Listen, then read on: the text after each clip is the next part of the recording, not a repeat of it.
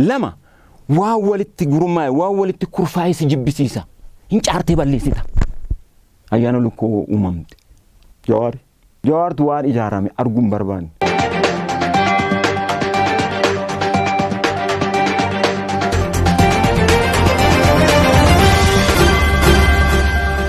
Teenya jalqabaatiin Jawaar nama ayyaana lukkuu uumame tahuu ummanni beekuu qabaa jedhan qondaalli olaanaan ABO Yaasoo Kabbaba. Dhiyoo erga Jawaar Mohammad iccitii isaa saaxilee booda Jawaar faana kan wal dhabe Yaasoon gaaffiif deebii taasiseen dhimmoota jajjabaa kaaseera. Inumaa ofiin fannisaa jedhaniiru. Bal'inaan dhageessu. Oduu biraatiin Ameerikaan ijaarsa buufata xiyyaaraa Bishooftuu irratti hirmaachuu akka feetu hojii raawwachiisaan daandii qilleensa Itoophiyaa ibsan. Oduudhuma wal qabateen immoo obbo Masfiin Xaasaw aangoo gadhiisuu fedhanillee mootummaan Itoophiyaa hojii irratti isaan dhorkaa turuu beeksisaniiru. Qondaala aangoo gadhiisuudhaaf jiraniif ibsa isaan kennan jabaa bal'inaan dhageessu.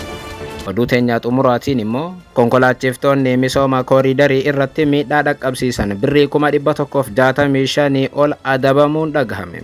Oduudhuma wal qabateen immoo konkolaachiftoonni daandii asfaaltiitiif gibira akka kaffalan taasifamuu fi jedhamuu hordofee dhimmichi ijoo dubbii miidiyaa hawaasaa ta'eera. Gabaasa ijoo taalamaa walitti aansinee isin biraan geenya akka mooltan daawwattootaaf hordoftoota anolee Global Media oduuf odeeffannoo teenya galgala irraa qabannee dhufneeti jirra. Odeeffannoo teenya ijoo isaan madaggeessan guutuu isaa isin biraan geenya haga xumura sagantaa teenyaatti dhaggeeffachuun yaada qabdan gara koomentiitiin nuuf barreessaa. Viidiyoon teenya namoota baay'ee biraa akka dhaqqabduuf immoo laayik, sheer, sabskiraayib godhuun dagatinaa isiniin jenna. Kallattumaaniin gara gabaasa bal'aattiin isin qajeelcha. Oduu teenya jalqabaatiin Ameerikaan ijaarsa buufata xiyyaaraa Bishooftuu irratti hirmaachuu akka feetu hojii raawwachiisaan daandii qilleensa Itoophiyaa ibsan. Oduudhuma wal qabateen immoo obbo Masfiin Xaasaw aangoo gadhiisuu fedhanillee mootummaan Itoophiyaa hojii irratti isaan dhorkaa turuu beeksisan. Haaluma kanaan Ameerikaan amma ijaarsarra kan jiru buufata xiyyaaraa idil addunyaa Bishooftuu dhugeessuudhaan fiixaan baasuuf daandii xiyyaara Itoophiyaatiif deeggarsa akka gootu mirkaneessiteetti jedhameera. Kanaanis piroojeektii doolaara biiliyoona hedduudhaan hojjetamu kana keessatti dhaabbata Boeing dabalatee dhaabbileen Ameerikaa akka hirmaatan karaa soqaa akka jirtullee biyyattiin ibsiteetti. Adoolessa 29 2026 marii gabaabaa ibsa miidiyaa dijitaalaatiin walga'ii loojistikiif koominikeeshinii Afrikaa Finfinneetti gaggeeffame irratti kan dubbatan deetaan ministeera daldala Ameerikaa kan baha jiddu galeessaatiif Afrikaa Maark Mikaa'el qondaaltota mootummaa Itoophiyaa hojjettoota daandii qilleensa Itoophiyaatiif bakka bu'oota seektara dhuunfaa waliin marii taasisaniin Itoophiyaan daldala Ameerikaatiif caalaatti balbala banuudhaaf fedhii akka qabdu kan mirkaneessuudha jechuun dhimmicha irratti dubbataniiru. Mikaa'el marii gaggeessitoota daandii qilleensa Itoophiyaa waliin taasisan isa ijoo ta'uu ibsuun piroojeektii ijaarsa buufata Bishooftuu ilaalchisee marii taasifneerra. Kunis dhaabbatichaafis ta'ee biyyaaf hojii addaatiif ba'eessaa jedhaniiru. Dabaluudhaanis jaarmiyaalee hedduu keessatti mootummaan Ameerikaa piroojeekticha jijjiirama fidan kana hojiirra oolchuudhaaf deeggarsa kennuuf mala barbaadaa jira jechuun ibsuun ministeerri daldala Ameerikaa hirmaannaa cimaa Ameerikaan gochuu dandeessu mirkaneessuudhaaf waldubbiirra akka jiru beeksisaniiru. Mikaa'elitti fufuudhaan hariiroo yeroo dheeraa Boeingiif daandii qilleensa Itoophiyaa jidduutti dagaagee jiru Ameerikaa fi Itoophiyaa jidduutti walooma cimaa kan mul'isuudhaas jedhaniiru. Babal'inni buufata xiyyaara kana tarkaanfii guddaa guddina daandii qilleensaatiif agarsiistuudha.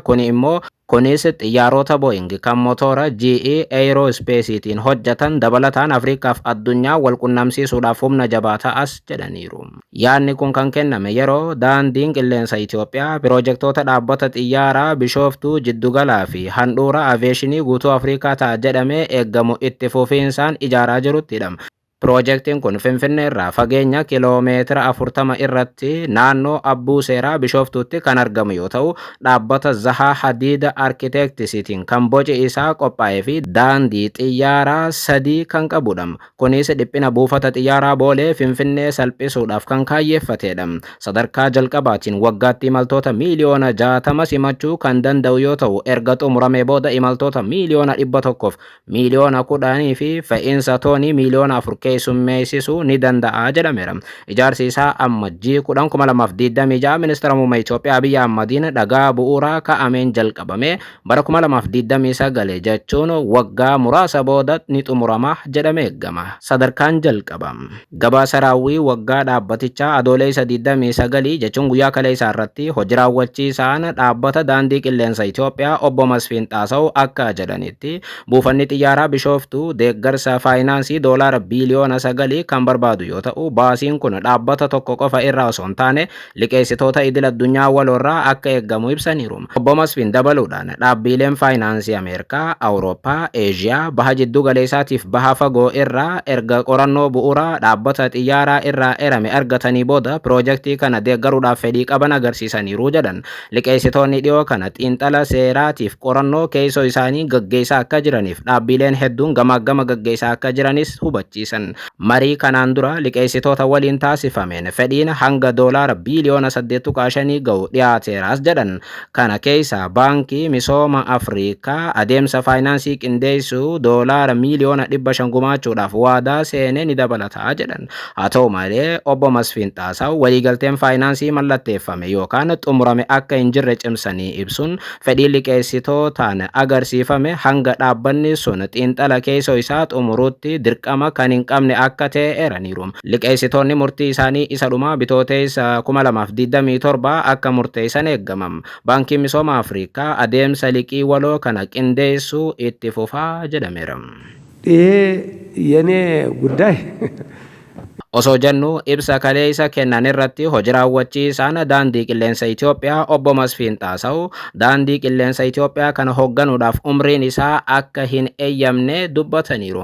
Obbo Masfiin ibsa kaleessaatiin ani daandii qilleensa Itoophiyaa hoogganuu dhaabuudhaaf kan murteesseef kan umriin koo ga'e waggaa 3 dura ture jedhan. Akka heera Itoophiyaatti qondaalli olaanaan biyyattii tokko biyya tajaajiluu kan danda'u haga umrii waggaa 60tti ta'uu kan ibsan obbo Masfiin Xaasaw ani waggaa 3 dura umriin waggaa 60 yoo ga'u guutummaatti soorama bahuudhaaf yaadee mootummaa hubachiiseen ture jedhan. Kana mootummaa Itoophiyaa hubachiiseera aangoo gadhiisuu yoon fedhellee mootummaan waggaa 2 hojjedhu jechuun na hojjechiisaa ture jedhan. Irra deebi'in bara dabrellee yeroo akkanaa dhaabbata kanarraa soorama bahuudhaaf mootummaa Itoophiyaa gaafadheen ture kan jedhan obbo Masfiin Xaasaw kana jennaan waggaa tokko murteessanii mootummaan akkaan hojjedhu na dirqisiisee jechuun waggaan sun amma dhumate. Amma garuu umriin isaa waggaa 63 ta'uu ibsuudhaan aangoo gadhiisuudhaaf yaada akka jiran yookaan soorama bahuudhaaf yaada akka jiran hubachiisan. Ta'ullee ammas torbaanota booda waan mootummaan murteessu eeguudhaaf hin dirqamaa jechuun gaazexeessitootatti himaniiru obbo Masfiin Xaasaw. አሁን ሐምሌ 30 ይሄ ስራ መልቀቅ አይደለም በጥሮታ የመውጣት አድርጋችሁ ሰዱት ማየትም የሚደረግ ነው። ሐምሌ 30 ልወጣ እችላለሁ ልቆይም እችላለሁ አላውቀውም። እና አንድ ሳምንት ቆዩ ያኔ ታውቁታላችሁ። የመንግስት ውሳኔ ነው ልላችሁ ነው እንጂ እንደ አለኝ ስምምነት የተራዘመልኝ ጊዜ ሐምሌ 30 ያልቃል። Oduu biraatiin Jawaar Mohammad nama ayyaana lukkuu uumame ta'uu uummanni beekuu qaba jedhan qondaalli olaanaan ABO Yaasoo Kabbabaa.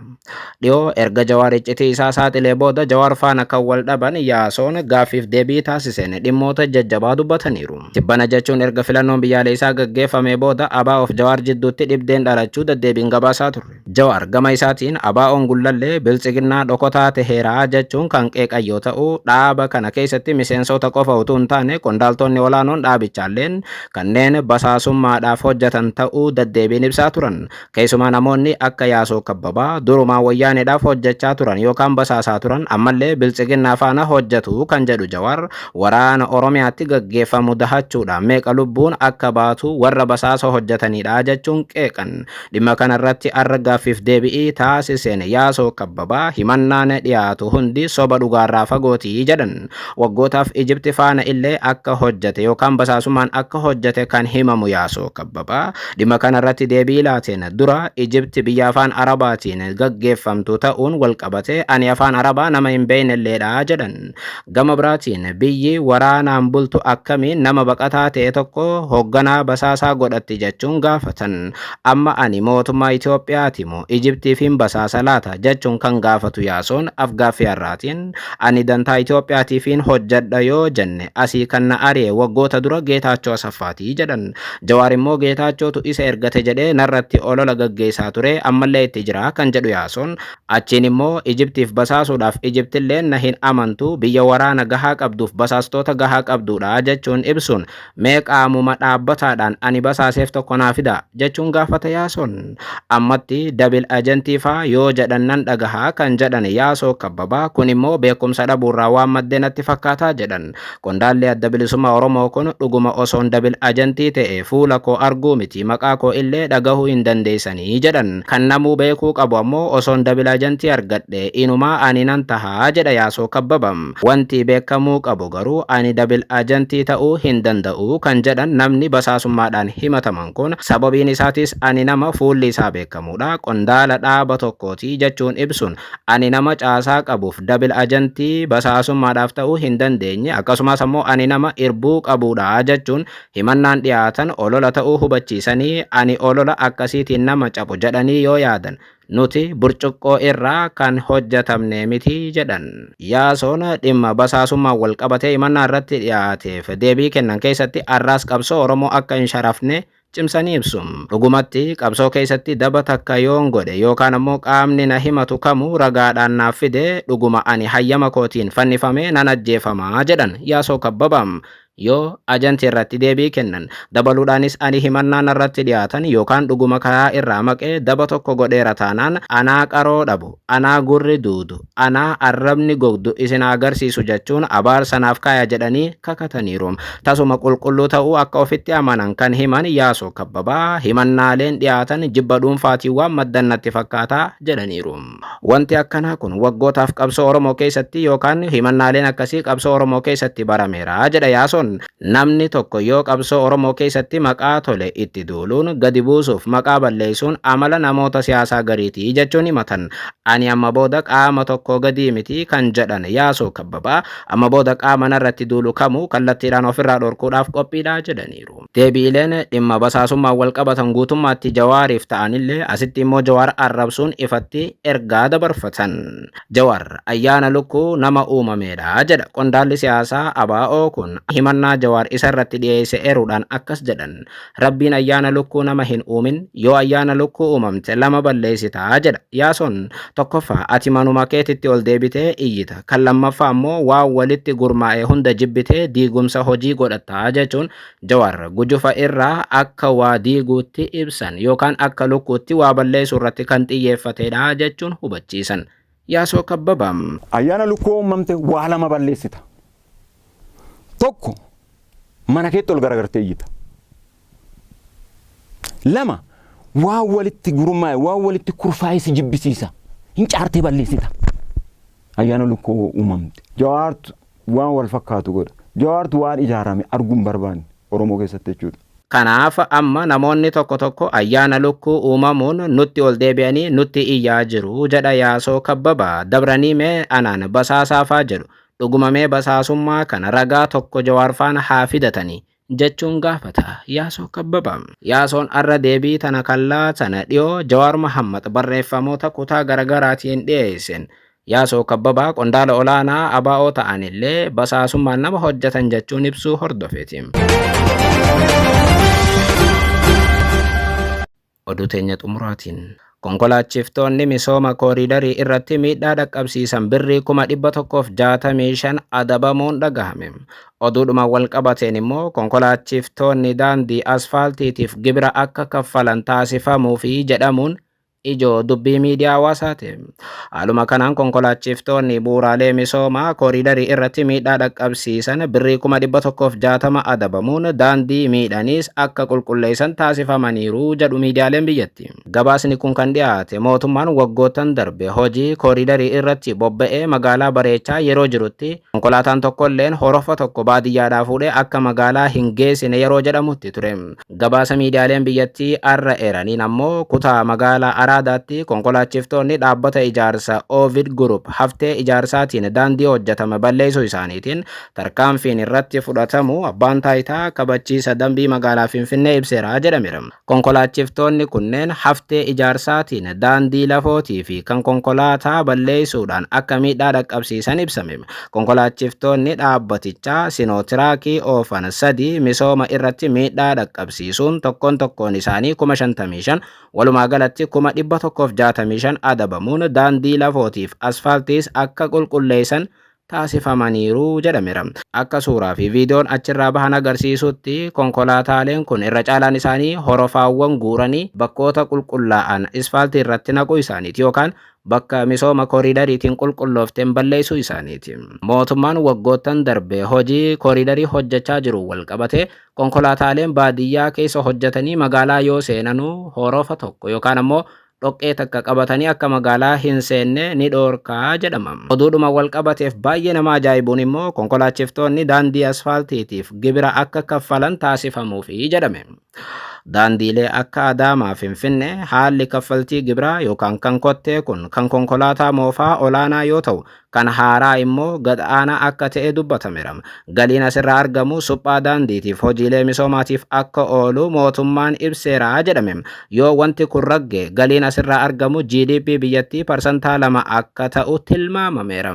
Akka Itiyoo FM gabaasetti taanaa wanti kun guutummaatti dhiyaatee ragga'uudhaan mootummaan amma booda konkolaataawwan daandii asfaaltii gurguddaa irra deemanirraa waan kottee ni guuraa jedhame eegamam. Gabaasni kun miidiyaa hawaasaa gubbaatti ijoo dubbii yoo ta'u mootummaan itti xiyyeeffatee konkolaachiftoota saamuu akka eegale kun ragaa guddaadha jedhameera.